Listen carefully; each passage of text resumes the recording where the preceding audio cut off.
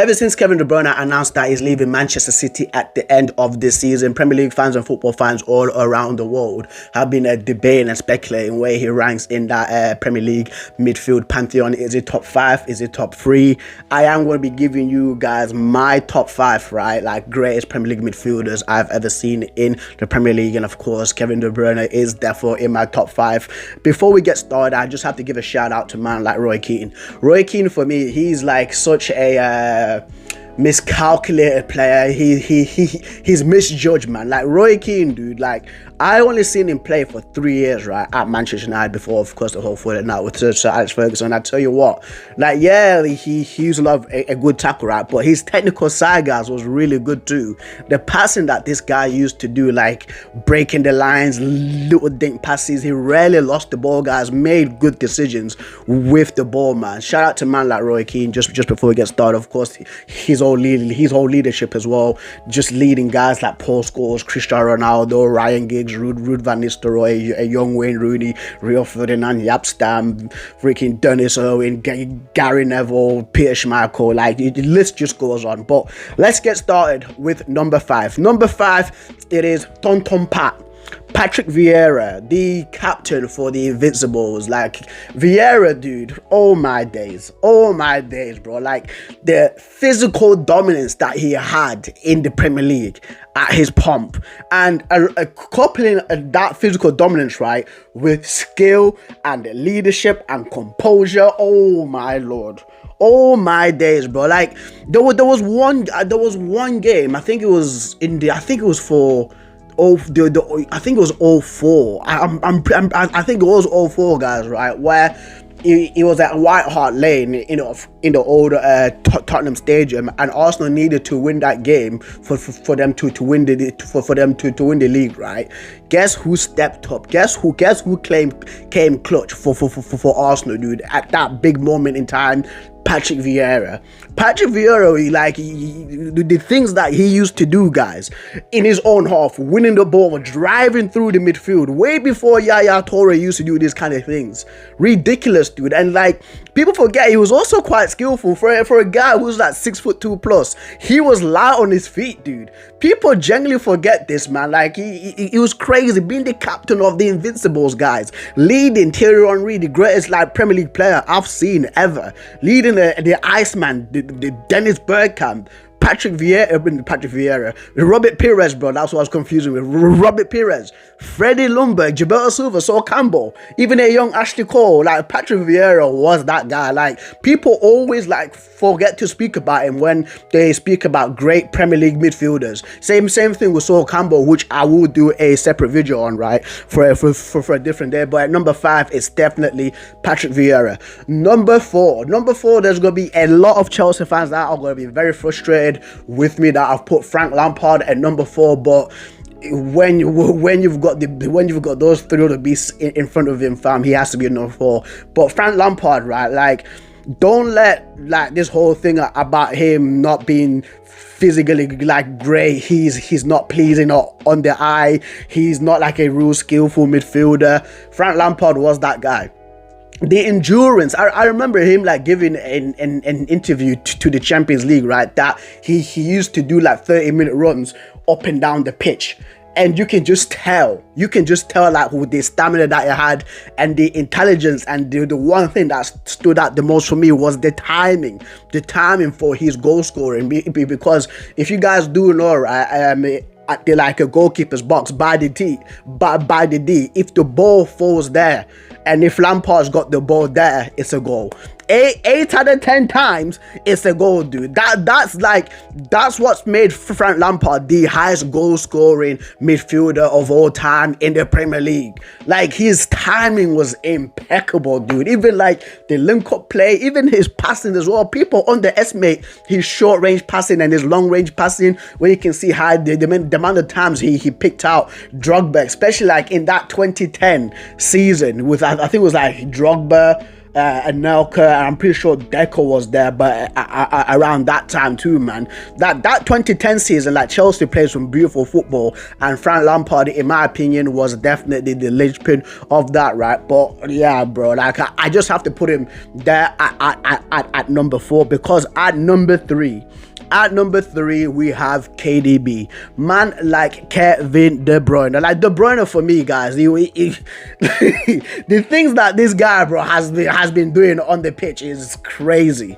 Absolutely crazy. Like, I think it was Cams or Lies, right, that said, like, there's a pass that he does. It's like a defense splitting pass and a goalkeeper splitting pass, where he can put the ball in between them, so the defender can't reach it. Even the goalkeeper can't reach it as well. And he used to do that pass with like pace and vim and accuracy, dude, to the back post all the time.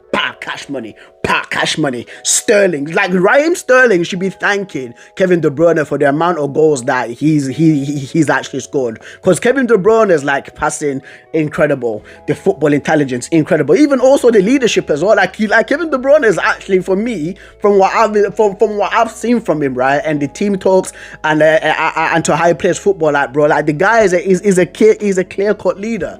And when it comes to the shooting outside of the box, like the shooting, oh my days, oh my god, there's one goal that I always revert back to on his left foot against Leicester, where he just took it, just slapped it like that, and he kind of looked like his left foot was stronger than his right foot. The athleticism, the speed, like Kevin De Bruyne, for a central attacking midfielder, he was pacey. Of course, not right now, because he's like, what, 33 years old, right? But at his peak, dude, was quick, absolutely quick. And I think like the last 8 years, he's been the best player in the Premier League. I genuinely do think so. Like, maybe like Hazard or Salah that are close to him, but like overall meantime, like the time, like the time frame that he's had, I think he's been the best player, bro. Like, so creative, the vision's absolutely unbelievable. 4-time winning the Premier League as well, four times, like doing a 4P. A 4P of the Premier League. Kevin De Bruyne for me is number 3. But number 2, Paul Scholes. Paul Scholes, the young ginger kid from Middleton, because I used to live in Middleton, so that's why people always speak about Paul Scholes, right? But like Paul Scholes for me, it has to go there. He has to go there, bro. Like the passing range, the intelligence, the technique, the shooting, all wrapped up into one guy. That's like what, 5'9", 5'8". When you hear other greats of the game, your Xavis, Iniestas, Pep Guardiola, one of the greatest managers of all time, Zidane saying that, listen, I wanted to play with Paul Scholes. Like the guy, he had something, right, that I'd call like remote controlling the ball. You get what I mean? Like, you know, when somebody's got like a drone and they can control where the drone lands and everything. That's what Paul Scholes used to do with the football and his feet, bro. Like Paul Scholes would like clip like a 80-yarder, right, straight to someone's feet. That's how accurate he is, dude. I remember there was a story, I think it was either Ben Foster or Cristiano Ronaldo. They said this in training, like with Paul. I think it was Ben Foster, because Cristiano Ronaldo was trying to show off in training by doing all these step-ups, right? Step-overs, right? And Paul Scholes pulled Cristiano Ronaldo to the side and was like, just come here for a second. He gets him, puts the ball down 20 yards away. Pinger just hits the tree. First attempt, dude. The ability to do that. The ability to do that, bro, like repeatedly, bro. Absolute genius, bro. Like he was the brain of Manchester United's midfield, 100%. Yes, of course, there was David Beckham and Ryan Giggs and Roy Keane next to him, right? But Paul Scholes was the guy that made the team tick, dude. You can't win 11 Premier League titles, bro. Like it just proves like how sick he was, bro. Like it's not a coincidence he's won 11 Premier League titles, guys.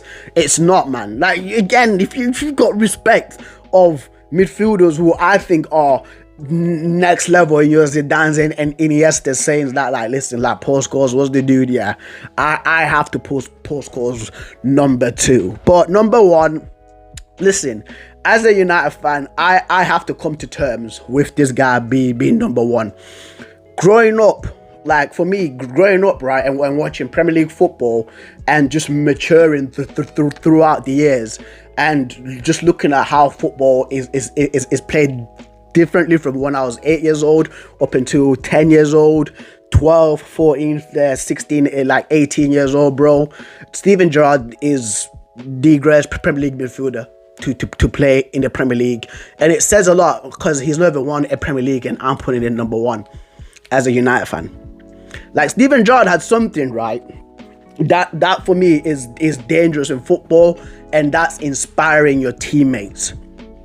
Like, Kevin De Bruyne can do all these assists and passes. Paul Scholes can shoot outside the box. Roy Keane can power through the midfield, and not Roy Keane, Patrick Vieira can just power through the midfield, right? Freaking trouncing people over.